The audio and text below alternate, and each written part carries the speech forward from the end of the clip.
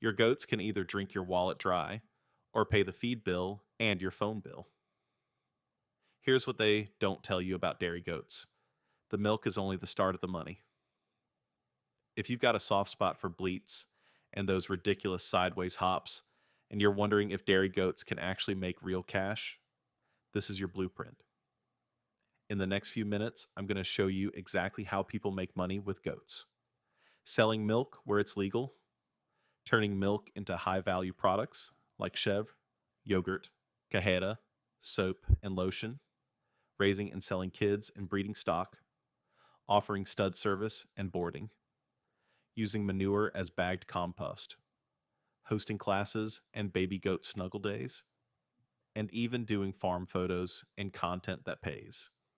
You'll see the best starter setup, how to price without guessing, who your real customers are, and a simple 90-day plan to go from cute hobby to this thing pays for itself.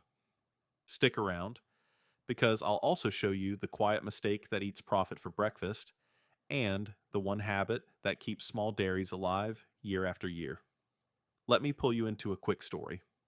A couple named Jamie and Tasha bought two dairy does because they wanted clean milk for their kids and the joy of morning chores. 2 months later, their fridge looked like a white wave. Jars everywhere. Instead of dumping milk into pancakes for the 15th time that week, they put a little order form on a neighborhood page: goat milk soap in 3 simple cents, delivered with a handwritten note. It wasn't fancy. It was honest. The first weekend they sold out. Then a friend asked for a goat milk caramel for a birthday gift. Then a local cafe asked about a weekly order of chèvre for bagels. The same 2 goats, same chores, but a different mindset. Milk turned into products people were already hunting for. That's the shift you're here for: turning extra milk and everyday chores into a small, cheerful cash flow. First, get clear on what you're actually selling. Yes, it's milk, but it's also convenience, story, and trust. A jar of milk is one price. A soft, spreadable chèvre with herbs packed in a tidy cup is another price. A soap bar wrapped like a gift with a clean label can be the same milk wearing a tuxedo. Your buyers aren't just buying food or a bath bar, they're buying fresh this week, local, and I know the name of the animal. That story is your edge against stores. Let's talk models, because your time and your rules matter. In some places, you can sell raw milk with a simple label and a clean routine. In other places, you need a license to sell pasteurized milk or cheese, or you run a herd share where buyers own a share of the herd and take home their portion each week. No matter where you live, step 1 is simple: learn your local rules before you ever post a price. A quick call to your extension office saves you from a scary letter later. Keep that energy. Do it right. Sleep great. Assume you're allowed to sell milk one way or another. Now think like a menu, not a mess. Milk by the jar is your base. It's fast to move and keeps cash flowing. But value lives in the other jars. Chèvre is fresh cheese you can make in your kitchen with clean tools and a thermometer once you understand the process and the rules where you live. Yogurt is friendly for families and cafes. Kefir is the gut health superstar people put in smoothies. Cajeta, goat milk caramel, turns extra milk into something that makes eyes go wide. On the body care side, goat milk soap uses milk plus oils and lye to make a gentle bar that people reorder before theirs runs out. Lotion is trickier and needs good practice and clean habits, but it's a fan favorite when you get it right. Every one of these products uses the same morning chore, the milking, so your time is leveraged. Breeding is the other half of the money. Dairy does make kids, and kids bring cash if you plan ahead. Registered stock from healthy tested lines holds value. Bottle babies go fast to 4-H families in the spring. A well-mannered buck with clean test results can pay his feed with stud service during breeding season. If you don't want to keep a buck, boarding a doe for a week at a farm with a buck on site is a tidy fee people happily pay because it saves them the stress of transport. The trick is to keep your herd tested for the usual suspects and put that proof front and center. Health paperwork is a sales tool, not just a chore. You also have money hiding in the barn aisle. Manure becomes gardener gold. Bag it as composted goat blend when it's ready, and it walks out the gate in spring. Milk stand classes. Learn to hand milk and make chèvre in one morning. Fill up faster than you think, because people want farm skills and a story to tell. Baby goat snuggle hours on a Saturday afternoon turn into a line of minivans if you set it up cleanly, take safety seriously, and keep it short and sweet. Goat yoga sounds silly until you see the signups, and if you keep your phone on a tripod while you pour caramel or strain cheese, that content builds an audience that later buys out your holiday boxes in one click. Let's keep it practical and walk through a simple starter setup. Picture 3 good dairy does, a clean milking stand, stainless buckets with tight lids, filters, a big pot, a thermometer, and cold storage that chills milk quickly. You'll need hay, a balanced grain for milkers if your nutrition plan calls for it, loose minerals, clean water, and a hoof trimming routine. You'll want a small sink area that you treat like a mini dairy. Hot water, drying racks, and no dusty tools in the same space. If you're selling food, think like a food business. Clean in, clean out, label everything. If you're selling soap and lotion, keep those tools separate from your cooking pots. The grown-up stuff, insurance, simple bookkeeping, and a basic filing system for receipts will save your future self. Now let's put some numbers on this so your head calms down. This is not a promise. It's simple math you can adjust. Say a solid dairy doe gives you a half gallon a day on average across a lactation, some days more, some less. With 3 does, you're looking at roughly 10.5 gallons a week when they're all in milk. If your rules allow you to sell milk as milk and you priced by the half gallon, even modest pricing creates a steady trickle. But the fun starts when you convert some of that into higher value products. A half gallon of milk can become a generous tub of chèvre that sells better than milk in many neighborhoods. A gallon could become jars of yogurt for a school pickup crowd. A few gallons simmered low and slow become glossy caramel that smells like a campfire marshmallow got a college degree. The exact numbers depend on your prices, but the idea is the same. Move part of your milk into things with a longer shelf life and a higher ticket. Who buys, really? Families who care about ingredients, home bakers, coffee people, craft market moms who want gifts that feel special but don't break the bank, neighborhood athletes who love yogurt after a long ride, new parents who want gentle soap, gardeners who want compost, cafes that want a local story on their menu, cheese fans who've only tried store chèvre and want to see what fresh tastes like. Your job is to speak their language. Don't post raw caprine dairy available. Post fresh goat milk today, soft cheese tomorrow. Message if you want a cup for Sunday brunch. Keep it human. Keep it specific. Keep it honest about pickup times and sold out days. Time is your boss, so we have to talk about schedule. Goat milk is a rhythm instrument. Milking happens twice a day, and goats love clocks more than you do. Choose a time you can keep and build your offers around it. The smartest small dairies write a tiny production plan on the fridge. Monday and Thursday are cheese days. Wednesday is yogurt. Friday is caramel. Saturday morning is soap curing and packaging. Every morning is milk. That rhythm keeps you from drowning in jars and, oh no, I forgot to start the culture moments. When a cafe asks for a weekly supply, you already know which day you can promise. without wrecking your sleep. Okay, let's hit the part that usually trips people. You buy goats because you love animals. Then reality shows up wearing a calculator. Hay prices go up. A doe gets mastitis. Your state says pasteurize for this, test for that, label like so. A neighbor wants to buy milk, but the rules in your county say you need to do it a different way. The fastest path to burnout is to wing it and hope.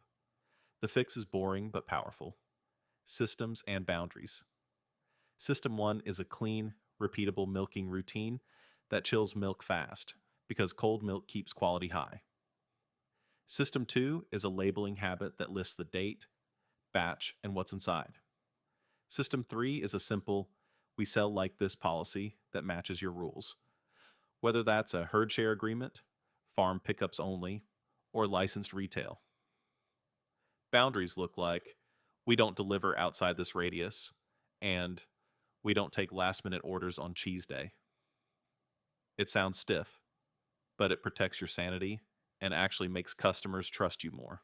Let's explore money streams in more color so you can pick your first two. Milk as milk is the quickest. People message, you pour, they pick up, done. Chèvre is the crowd pleaser because it's fast to make once you learn it, and it wears flavors beautifully. A simple garlic herb mix turns a plain tub into something people bring to every party. Yogurt loves routine and sells to the same families weekly. Kefir draws the health crowd and takes minutes to set up. Cajeta is a holiday hero. It keeps well and ships better than a jar of milk. Soap is your steady slow burn, especially if you wrap it cleanly and name scents people already love. Lotion, bath melts, and body butter are add-ons once you're comfortable with recipes and shelf life. Breeding stock pays in bigger chunks. A registered dueling from strong lines can fund a whole month of hay. Stud service is seasonal, but simple if you keep paperwork tidy. Boarding is twice nice money because it fills empty pens between kiddings and keeps you in the local network. Compost is small money per bag, but big goodwill and great for spring cash. Lean into story when you sell. People want to know who's behind the jar. This week's milk is from Hazel and Juniper, first fresheners who think they're houseplants. Chèvre drops Friday at noon. If you want a tub for a picnic, message me tonight. See how different that feels from cheese available? The more human you are, the less you have to compete on price. Let me give you a sample week that can scale up or down. Monday morning, milk goes straight into a fresh chèvre batch, wrapped and cooled by evening. Tuesday is a heavy jar day if you offer milk by the half gallon. Wednesday is yogurt night, so it's ready for Thursday pickups. Friday is caramel because you can stir while you answer messages. Saturday morning is farm pickup and baby goat visits if you offer them, plus soap unmolding and wrapping if you're in a soap cycle. Sunday you breathe, trim hooves, and plan the next week with a mug of something hot. That's a business you can run with 3 does and a calm heart. You're probably thinking, okay, but how do I price without feeling like a villain? Use the napkin method first, then polish. Add your hard costs for a product. If a batch of chèvre uses a gallon of milk, a measured amount of culture, a bit of salt and herbs, a container, and a label, and an hour of your time, write that down. Give your time a number you can live with. Add your platform fees if you sell online, and a small buffer for the things you forgot, because you forgot something. That's your floor. If the number makes you feel small, you either need to raise price, offer a slightly larger size so the sticker shock softens, or sell that milk as something else, like yogurt or cajeta, that commands more. You're not stealing. You're trading time and skill for someone else's joy and convenience. Price so you can stay in love with the work. Let's hit the key moment, the snap where it goes from someday to now. You're going to run a simple 90-day plan that lands your first loyal customers. The first 30 days are setup and proof. Clean your routine, settle on 2 products, and sell only to friends and neighbors as testers. Listen hard. Tighten labels. Photograph everything in natural light. The next 30 days, widen your circle. Pick one cafe or small store and offer a consistent weekly drop for one product you can deliver with your eyes closed. Offer a tiny farm pickup window with a smile and a firm end time. The last 30 days, layer in a class or a baby goat hour and open pre-orders for a holiday box that includes a tub of cheese, a jar of caramel, and a bar of soap. That 3-piece box teaches you about bundle pricing, keeps your fridge tidy, and builds repeat customers who will message you before every holiday from now on. At the end of 90 days, you know exactly what moves, who buys, and what you never want to make again. That clarity is money. Now the quiet profit killer I promised. It's not feed costs. It's not even vet bills. It's drift. Drift is what happens when you say yes to every "can you also?" until your days are a blur and your profit hides under a mountain of one-off favors. A friend begs for a last-minute cake order with your caramel. Someone wants a special soap with 22 essential oils. Your neighbor wants milk at midnight. Drift makes you late, sloppy, and tired. The cure is a tiny, boring card on your fridge that says what you sell, when you sell it, and how people get it. You can add new things, sure, but only on purpose on your timeline. Pros stay small and sharp. Amateurs try to do everything and drown. We need to talk about herd size before we wrap. Goat math is real. 2 turn into 6, and 6 turn into, do we need a second barn? Keep your herd at the number you can feed well, care for on a bad weather day, and house without crowding. Money comes from healthy animals and happy customers, not from the chaos of too many mouths. If you want more milk without more bodies, buy better genetics and cull kindly. A smaller, stronger herd beats a giant, wobbly one every time. Let's land this with a quick story you can borrow when fear shows up. A woman named Char kicked off spring with 3 does and a notebook. Every jar got a label with the doe's name and date. Every product got a clean photo on the same wooden table by the same sunny window. She posted once a day for 10 days with a simple rhythm.